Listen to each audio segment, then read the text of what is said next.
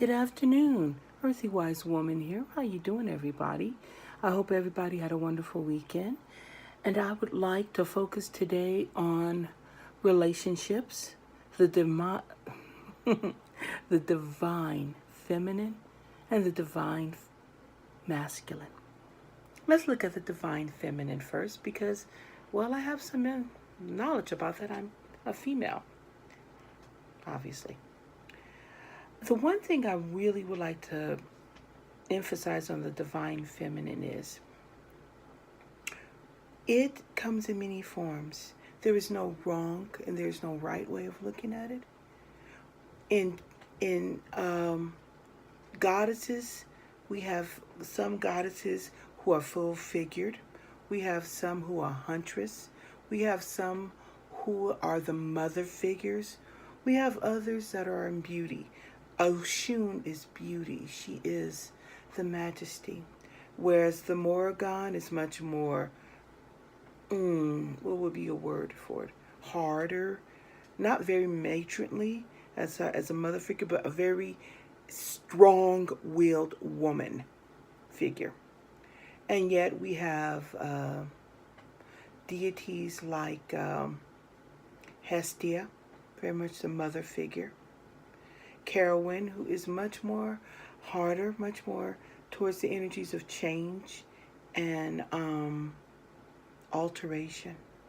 Whereas in the masculine divine, we have God figures like Zeus, who is strong and yet has some attributes of insecurities, so much that he ate his own wife so he could give birth to his own child. And we have stronger males like the horned god, who is the one who makes the earth fertile so that we can have our crops growing. We have deities like Chango, who is an African in the Aruba faith, the god of war. And yet we also have goddesses of war. So I'm going to look at the divine feminine and the divine masculine strongly today because when I did my reading for the macro and the microcosm, I got some pretty hard cards. And what I mean by hard, it was cards that make you take a moment and step back and question what's going on with our environment, question what's going on in the universe. The divine masculine lately has come under a lot of fire. As most of you know, you look in the news, you see things, you read things. And some say, well, why did this happen? Well, it is very quick for us to judge the masculine and not view them as divine. But let's take a look at it right now where the masculine lately has been lessened as what his role is in this society. And I mean that we know by folklore and legend that the masculine divine is the one who's the hunter. He is the gatherer.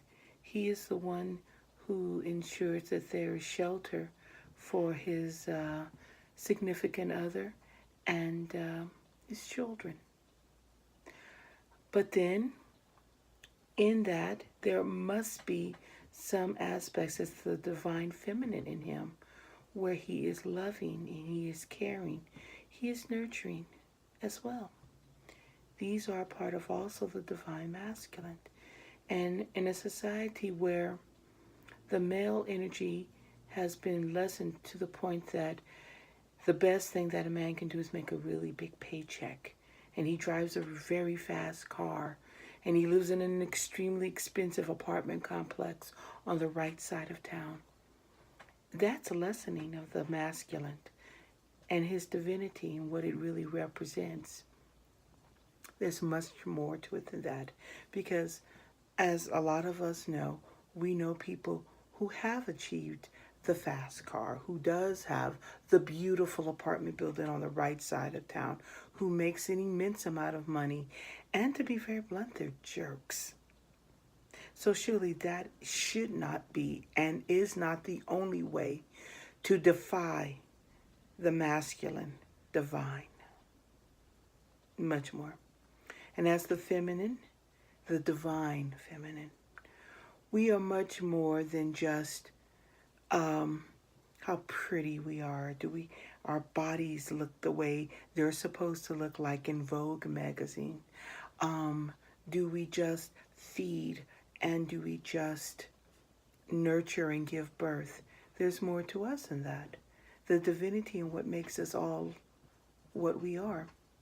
I don't think that it's wrong to see yourself as the divine feminine. In fact, I suggest women embrace it. Men, embrace your divine masculine. But when we decide to get together in relationships, we should see each other as divine people, because within the masculine there is the feminine, and within the feminine there is the masculine. Because within these two there is the process and the principle of yin and yang. One cannot be without the other energy. They work together and they correlate into what I would call a beautiful symphony of souls. This is a great way.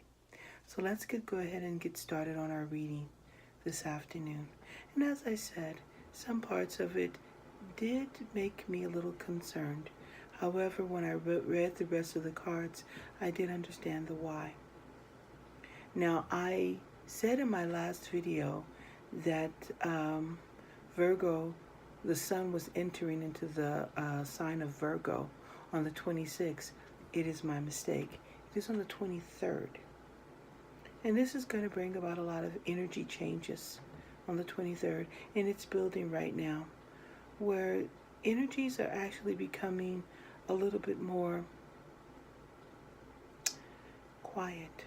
We are getting to a point where we're actually studying behavior and looking at what is perfect, what is not perfect, what is the definition of such, what is needed, what is wanted, and what is missed. For the macrocosm is one thing, and it's different, but the microcosm, which is the spiritual universe, from our energy from above, please don't be disturbed. We got the death card.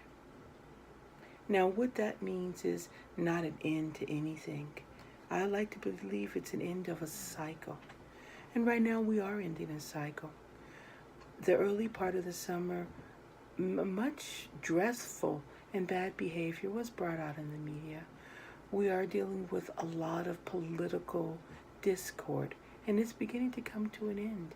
And it's because the collective universe is tired of it. We want to get down to a more simplistic form of being, where we connect with our souls. We want to connect with our soulmates, with our twin flame. Connect and join into one flame that burns in unison. And it's coming to this. The macrocosm, which is down here on the mundane plane, is the wheel of fortune. Now, it falls in reverse. Some people view that as bad luck. But it would depend on the reading. In a reading like this, it would mean, again, a change of pace, a change of energy. The rhythm is changing. And sometimes within a change, there is a little bit of a discord, a bump in the road, until we get onto a smooth pave. The divine masculine, to my surprise and joy, was the high priestess. Male energy, we always think of, it cannot be female, but it is, because in the divine masculine there is an essence of female. So for you men out there, feel free to be loving and caring to your women. Feel her energy, hold her. If you see your woman cooking and cleaning the house, embrace her from behind, from in front, and kiss her.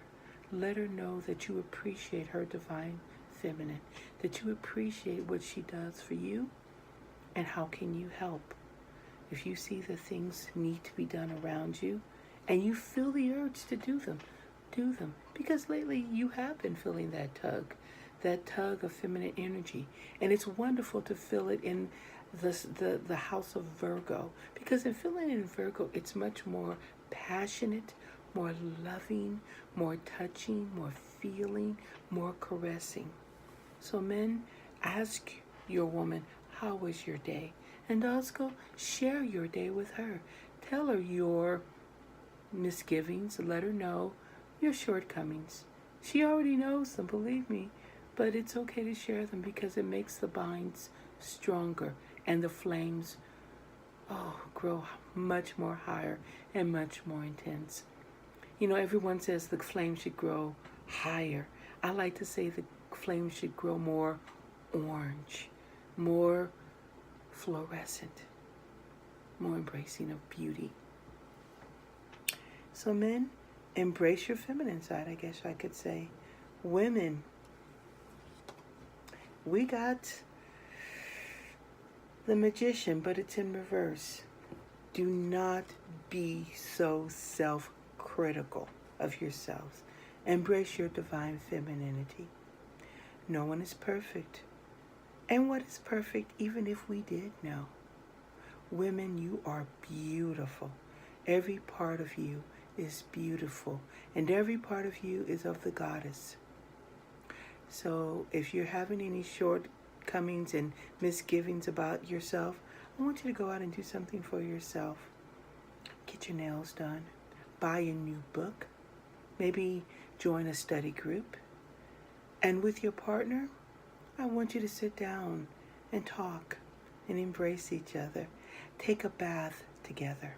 Take a shower together. Allow yourself to be loved from inward and from outward, because this is what's needed right now. Right now, the macrocosm and the microcosm is going through a hiccup. The more so, we should embrace our loved ones and let them know they are loved and needed as well as wanted. The energy is going to be a little bit rough for the next few days, but the full moon is coming on the 26th, and that will be the corn moon. And on that night, I would like the feminine divine and the feminine masculine, oh my goodness, the feminine divine and the masculine divine to together light a candle and love in unison. For you males, my feminine and my divine, both of you, let me break down what I desire you to do. For the males, I want you to grasp hold of the solar energy of the sun and light a white candle. For you females, my divine queens, light a black candle in honor of the moon.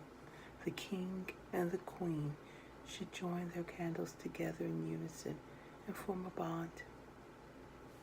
Blessed be.